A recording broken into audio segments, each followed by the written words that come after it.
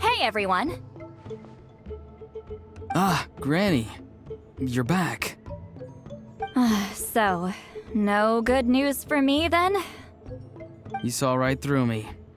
The Traveler collected a lot of spirits, and I checked all of them one by one. None of them matches Leela's description. I figured. It was written all over your face. It's alright. I didn't exactly have high hopes for the needle in a haystack approach anyway. Leela's condition is still stable, but we're not really getting anywhere.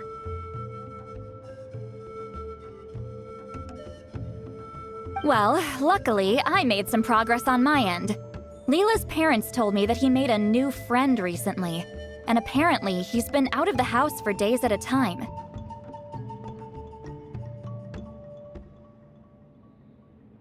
On one occasion, they secretly followed him and saw him and his friend tinkering around with something at a camp. Yeah, some guy who goes by the name Kokuchu, dressed in what looked like Inazuman attire. Is this really all I'll need, Mr. Kokuchu? Based on my studies of the ancient texts, hypersensitivity is usually treated with desensitization therapy. So, I figure there's no reason it shouldn't work in reverse. Now, for a poor chap like yourself with no sensitivity to spirits whatsoever, you'll have to completely immerse yourself in spiritually rich substances for this to be effective. Is it risky? You're the spirit duffer, not me. I'm sure you're more clued up than I am on the potential consequences of brute force clairvoyance. Ultimately, it's your decision. All right, but I do have one last question. What's in this for you? People like me obviously don't have much clout in this tribe, so it's not like I can offer you much in return. You think I'm looking for a reward? Oh, my good sir, take a look at my face. Isn't the answer written here clear as day? What? What's written there? Just a friendly guy who's happy to help. What? So some random guy from Inazuma just felt like helping Leela cure his spirit deafness? Hypersensitization therapy, huh? What a novel idea. Could that really work? Not on Leela by the looks of things. It's anything but novel. Our tribe used to offer it as a treatment once upon a time. But it was so fraught with risks and had such an abysmal success rate that it was eventually outlawed. As for this Kokuchu fellow, I'm sure he has his own agenda. He conveniently disappeared right after Leela got into this mess. Leela's parents gave me the address of the camp, so I went and checked it out. There were clear traces of spiritual energy. And also, look what I found.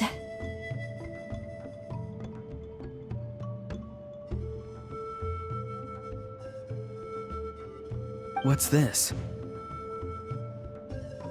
A broken shard. Probably from a weapon or some sort of ceremonial implement. You feel that? It might look old, but it has extremely strong traces of spiritual energy. Leela must have used this as his medium.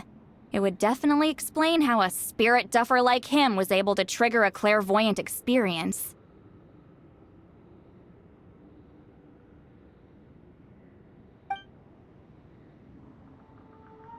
Wait, there's something else. It feels so familiar. I think this is somehow connected to my ancient name. Connected how? Is it like a shard of an ancient name? No, more like... I think this item might have belonged to a previous bearer of my ancient name. Okay, that's it. Granny's getting itchy clairvoyance fingers. I'm going to try using this shard as a medium. Cool, same as last time? The Traveler can use the Spirit Loom to record what you find on a woven scroll. Nope. Auroron can do the recording this time. Why? It's a safety measure. You have a better understanding of the spirit domain than the Traveler. If this really is a Sanhaj relic, you'll be better placed to deal with the fallout in the event that something goes wrong. See, Paimon? Told you Granny has a soft spot for the Traveler. Look at her not wanting to put her in danger. Meanwhile, I'm just a grandkid, so I'm expendable.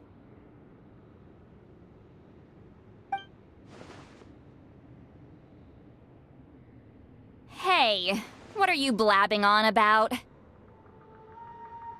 Sorry, Granny. I'm ready now.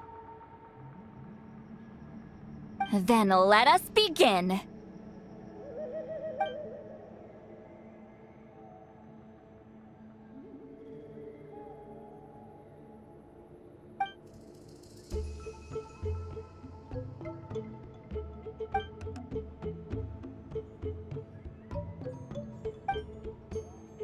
Alright, what's on the scroll this time? Looks like a broken bow covered in flames. Hey, don't you think one of the pieces looks just like this shard? You're right! It seems to be from the body of the bow. I saw a bow just like this in one of Granny's scrolls. Yes, it's the weapon Sanhaj used in the Battle of the Mare Javari. I guess that proves it. This shard is a bona fide Sanhaj relic. Good old Sanhaj. The relic's spiritual energy was fluctuating very strongly, but I wasn't in any danger at all. The Traveler probably would have been fine as well. Now that's a true hero, huh? Generations later and the stuff he used to own is helping to treat spirit duffers. I still think there's more to this story, though. Kokochu must have had his own motives beyond just treating Leela's condition. Well? Okay, we saw the full bow just now, right? Maybe he wanted to see it too, so he could track down the other pieces.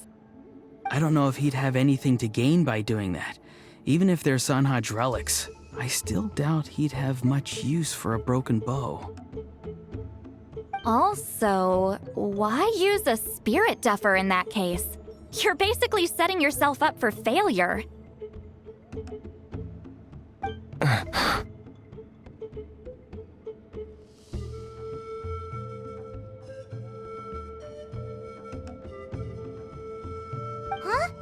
Layla's body is responding! Let me take a look. I can sense a spirit being drawn to the relic. Looks like Granny's plan is working.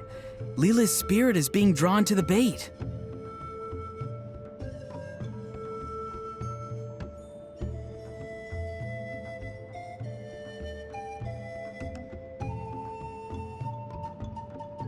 In that case, let me try again. This time using both Leela's body and the shard as mediums. You can do it, Granny. I'm ready to go too. You got the itch too, huh? Plus, Auroron went last time. It's only fair to take it in turns.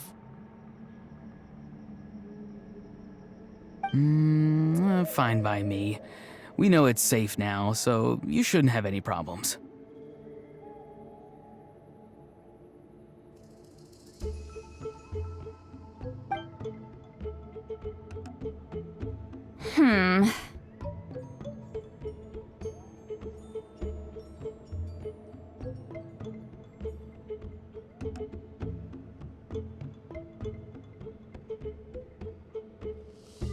All right, if you insist.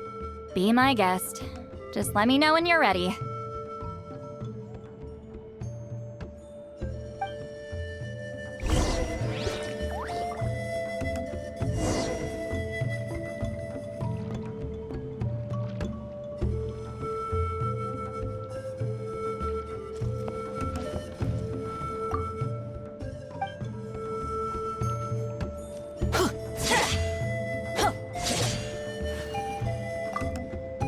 Don't worry. I'm quite sure the shard is safe. There shouldn't be any danger.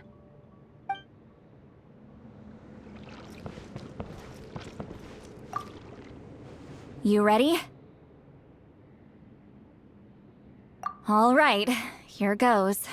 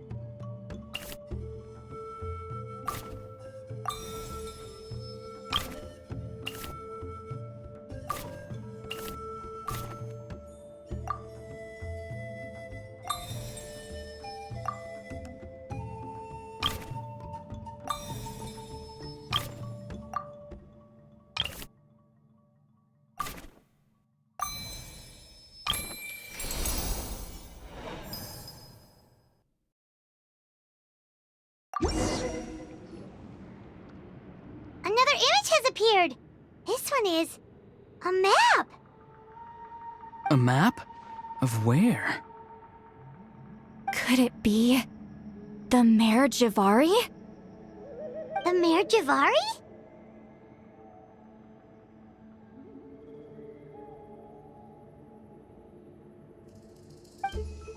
The Mare Javari was reduced to a desolate wasteland after that big battle.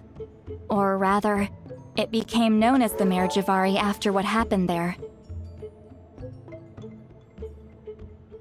The ashes of the monsters and warriors who fought there covered the entire battlefield. Sometimes, bone-chilling cries would be heard from the depths. Other times, the whole region would become engulfed in towering flames, drowning out the cries.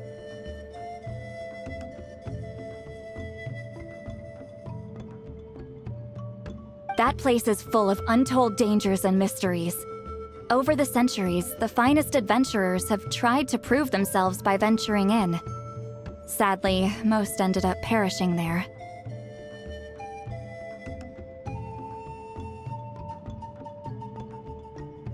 That lasted up until around 20 or 30 years ago, when strange things started happening.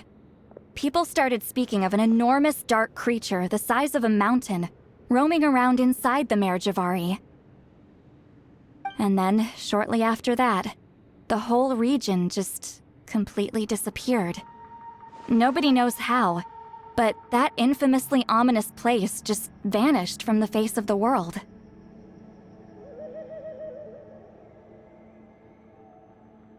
What? How the heck?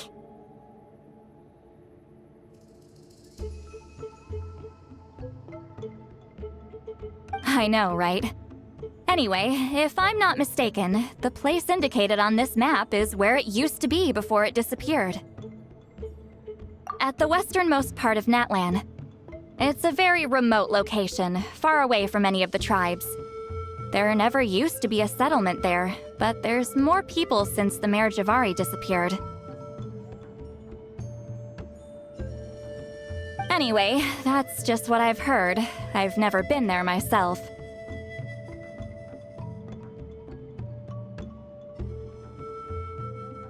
This is what age does to you. The older you get, the less adventurous you become. That's just an excuse. Granny's too lazy to take a trip that far away. Hold on a second. There's a spirit approaching the shard and the woven scroll.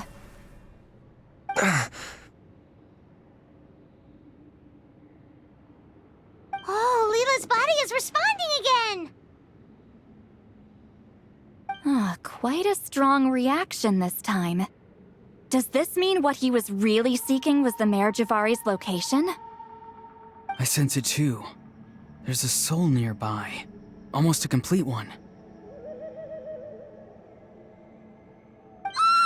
This is creeping Paimon out!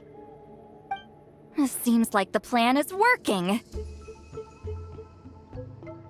So, can we just wake him up now? Not today. You might think bringing a spirit back into its body is like pouring water from one bottle into another, but it's far more complicated than that.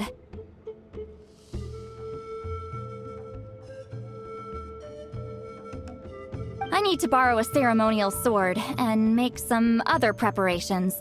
It'll take me about 2 days.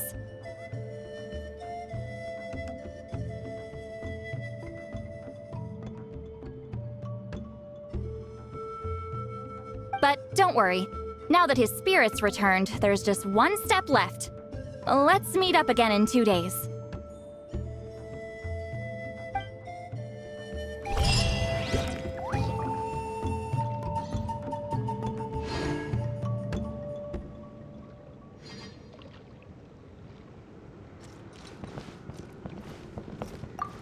Something about this still doesn't add up for me.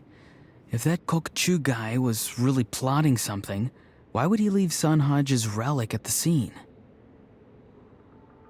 Unless that was also bait.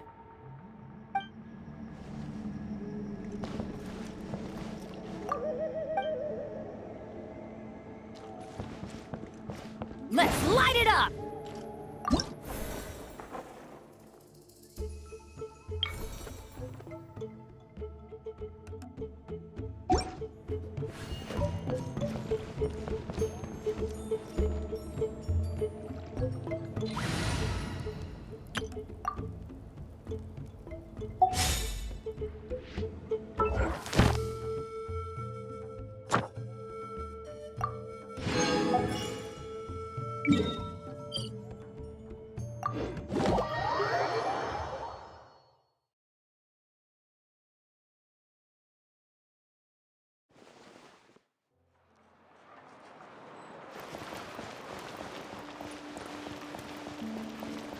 Add Astra.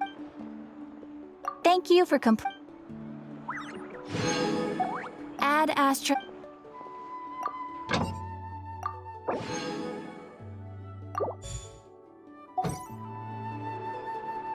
Yeah.